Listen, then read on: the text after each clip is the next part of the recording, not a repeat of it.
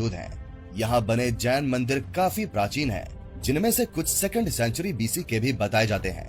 कहा जाता है कि उस समय यहाँ के शासक हुआ करते थे राजा संप्रति, यानी कि मौर्य वंश के महान सम्राट अशोक के पोते।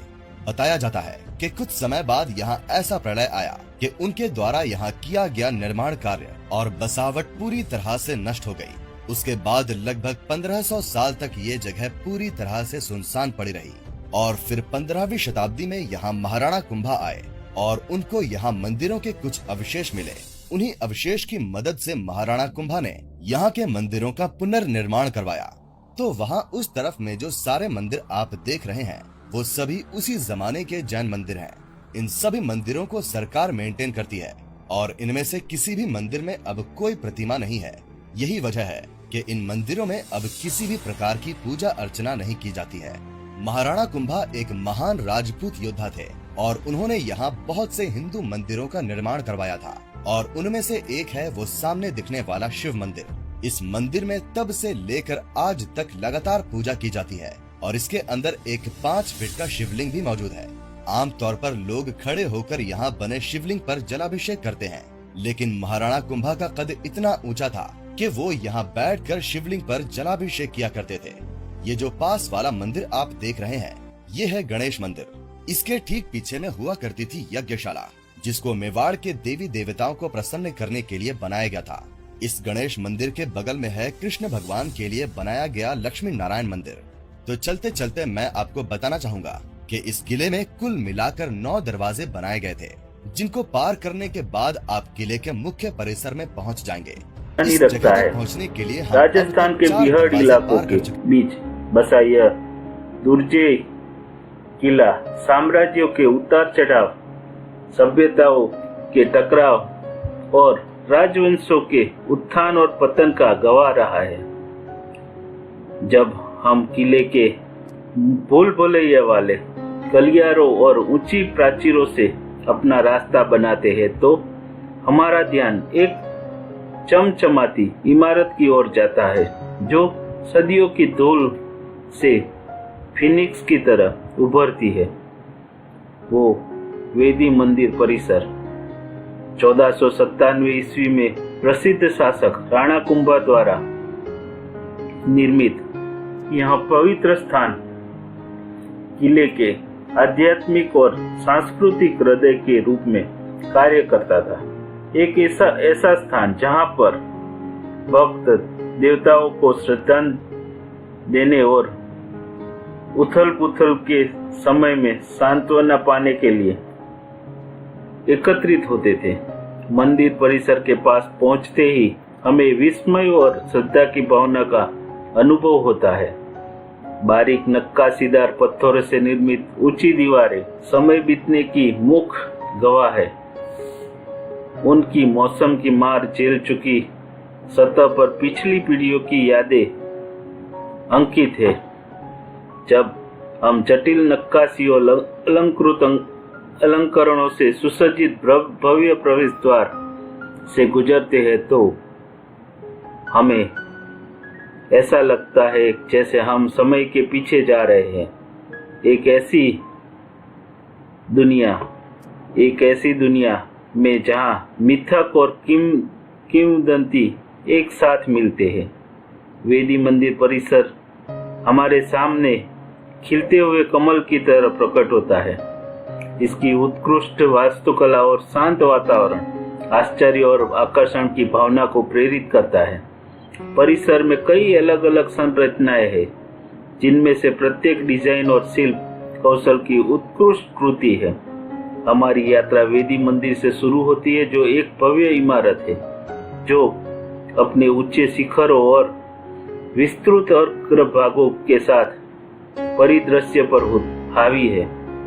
हिंदू पौराणिक कथाओं के देवताओं को समर्पित यह पवित्र स्थान अनगिनत पीढ़ियों से तीर्थ यात्रा और भक्ति का स्थल रहा है। अंदर कदम रखते ही हम तुरंत आंतरिक वैभव और भव्यता से प्रभावित हो जाते हैं।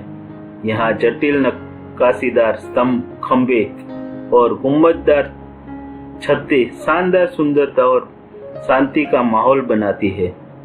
जैसे जैसे हम आगे बढ़ते हैं, हम मंडपम पर पहुंचते हैं, एक पवित्र कक्ष जहां पुजारी देवताओं के सम्मान में विस्तृत अनुष्ठान और समारोह करते थे। मंडपम की दीवारें प्राचीन पौराणिक कथाओं के दृश्यों को दर्शाती भित्ति चित्रों से सजी है। इनके जीवंत रंग और जटिल विवरण क्षेत्र की समृद्ध सांस्कृतिक विरासत की झलक प्रदान करते हैं। परिसर में गहराई से जाने पर हम त्रिकुटा मुख्य मंदिर की खोज करते हैं, जिनमें से प्रत्येक एक अलग इस मंदिर का निर्माण महाराणा कुंभा ने विक्रम संवत 1457 में कराया था। नीलकंठ महादेव का ये सुंदर मंदिर कुंभलगढ़ किले के अंदर हनुमान पोल के दाहिनी तरफ स्थित है। भक्तों, नीलकंठ मंदिर की वास्तुकला अद्भुत व अप्रतिम है।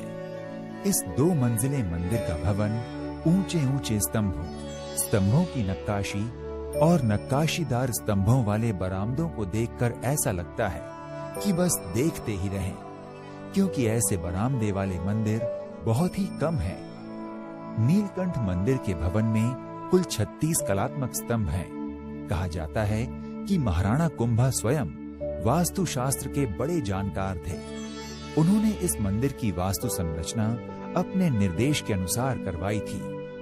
महाराणा कुंभा के वास्तु ज्ञान का प्रत्यक्ष प्रमाण है ये नीलकंठ मंदिर। भक्तों, नीलकंठ मंदिर में 4 प्रवेश द्वार हैं, जो चारों दिशाओं में हैं। इस मंदिर का एक गर्भगृह और एक खुला मंडप है, जिसके चारों तरफ नक्काशी किए हुए पाषाण स्तंभ हैं।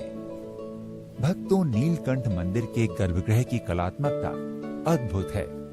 मंदिर के गर्भगृह में काले पत्थर का विशाल शिवलिंग स्थापित है, जिसकी ऊंचाई 6 फीट है।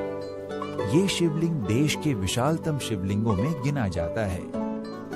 भक्तों, कहा जाता है कि महाराणा कुंभा भगवान शिव के परम भक्त थे और नीलकंठ महादेव उनके आराध्य देव थे। महाराणा नियमित इस मंदिर में आकर घंटों पूजा किया करते थे। राणा कुंभा इतने लंबे थे कि जब वो प्रार्थना करने नीचे बैठते थे, तब उनकी आंखें शिवलिंग के समान स्तर पर होती थीं। कहा जाता है कि एक बार भगवान शिव की पूजा करते हुए उन्होंने अपने पुत्र का सिर काटकर भगवान शिव को समर्पित कर दिया था। उनकी भक्ति से प्रसन्न होकर भगवान शिव ने महाराणा कुंभा के पुत्र को जीवित कर दिया था। भक्तों, नीलकंठ मंदिर में आम श्रद्धालु और पर्यटक सुबह से शाम यानी सूर्योदय से सूर्यास्त तक दर्शन कर सकते हैं। भक्तों, नीलकंठ मंदिर में आज भी नियमित रूप से पूजा अर्चना होती है। कुंभलगढ़ किले में आने वाले पर्यटक प्रायः इस मंदिर का दर्शन जरूर करते हैं। भक्तों, नीलकंठ मंदिर के पश्चिमी गेट के बाएं स्तंभ पर एक शिलालेख लगा हुआ है, जो बताता है कि इस मंदिर का पुनर्निर्माण राणा सांगा द्वारा करवाया गया था। भक्तों, अगर आप सैर सपाटे व घूमने फिरने में रुचि रखते हैं, तो कुंभलगढ़ के नजदीक कुंभलगढ़ किला, चित्तौड़गढ़ किला, हल्दी घाटी सिटी पैलेस, बागोर की हवेली और सहेलियों की बाड़ी आदि प्रसिद्ध दर्शनीय स्थल हैं। सिटी ऑफ लेक्स के नाम से मशहूर उदय